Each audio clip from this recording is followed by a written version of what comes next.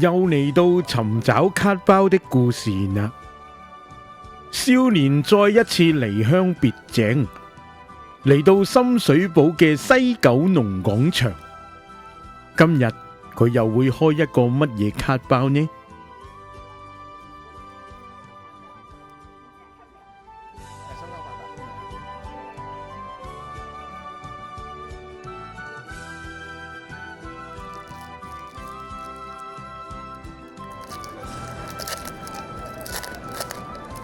除咗希冀同埋盼望嘅心，今次佢仲懷住一股超級嘅勇氣。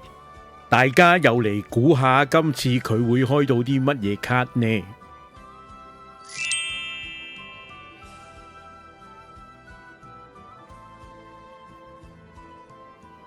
希望大家繼續為少年打氣，有愛我們才有明天。